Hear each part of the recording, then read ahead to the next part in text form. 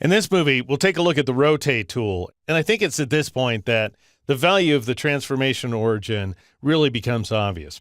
I'll go ahead and press Control-A or Command-A on the Mac in order to select everything I've made so far, and I'll press the backspace key or the delete key on the Mac to get rid of it.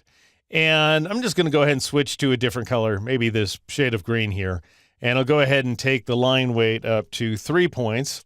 And I'll once again select the rectangle tool, which of course you can get by pressing the M key, and I'll Alt-Option-click right there at the intersection of those two guides.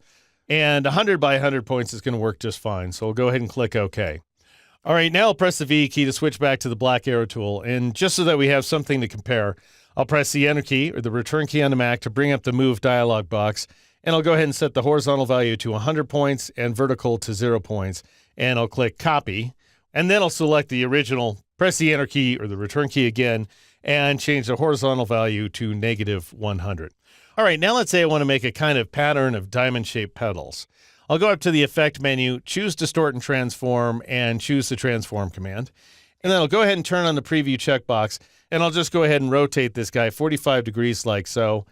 And this time around, we don't need Scale, Strokes, and Effects to be turned on, so I'll just go ahead and turn that off. And notice that I'm rotating the shape around its center, as indicated by this little point inside the reference point matrix, at which point I'll click OK in order to accept that change.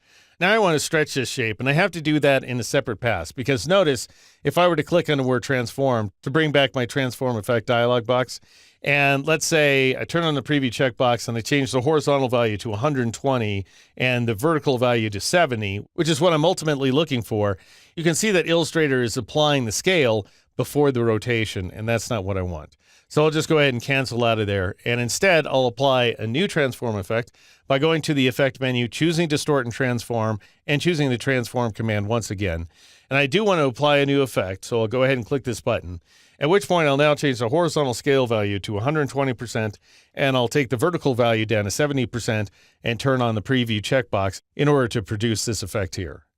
All right, now let's rotate a handful of these guys by returning to the Effect menu, and if you like, instead of dropping all the way down to Distort and Transform and choosing Transform, which is going to zero out all the options like usual, you can instead choose this command right there, Transform ...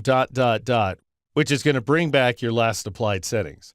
I'll go ahead and click Apply New Effect once again, and then I don't actually want to repeat these settings, and so I'll change both the horizontal and vertical values back to 100%. And I'll set the angle value to, let's say, 45 degrees. Turn on the Preview checkbox so we can see what's happening. I want to rotate this shape around its middle center, like so. And then I'm going to crank the copies value up to, let's say, a total of 7, so that we have 8 diamonds in all. Now, I don't want them to overlap each other, so I'm going to have to move them apart. And so the first thing I'll do is change the horizontal move value to, let's say, -10.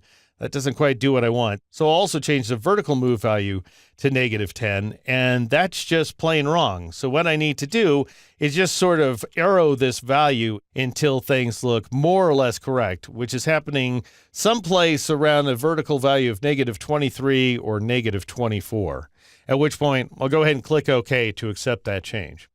All right, now compare that to how much more authoritatively you can operate using the old school rotate tool. So I'll start off by selecting the shape right there, and then I'll switch to the rotate tool, which you can get by pressing the R key. And with that tool selected, I'll press the Enter key or the Return key on the Mac to bring up the rotate dialog box. So anytime you have a transform tool selected, pressing Enter or Return brings up its dialog box, complete with numerical options.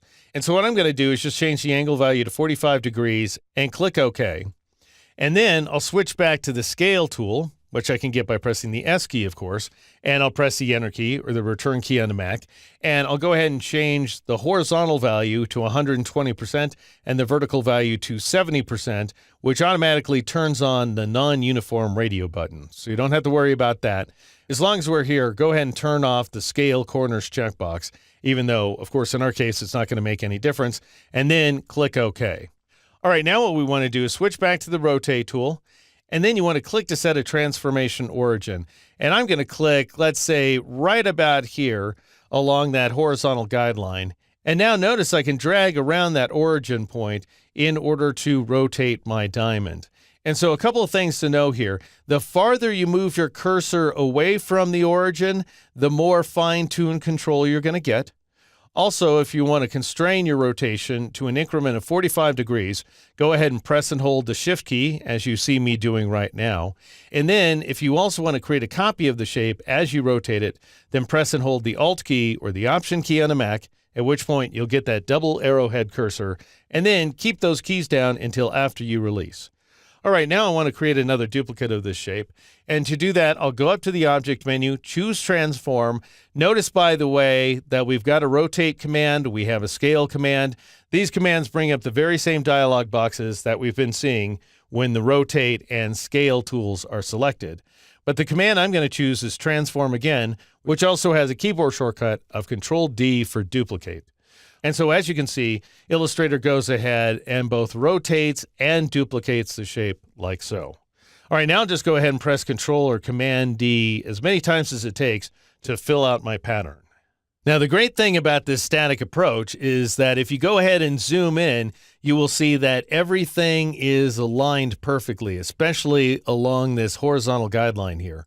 Whereas where the dynamic effect is concerned, we may or may not be dead on. It's looking pretty darn good until we start zooming way in, at which point you can see that things are ever so slightly off. All right, so I'll just go ahead and press Control-0 or Command-0 on the Mac to zoom out. And that is how you create a static rotation with a high degree of authority using the old school Rotate tool here inside Illustrator.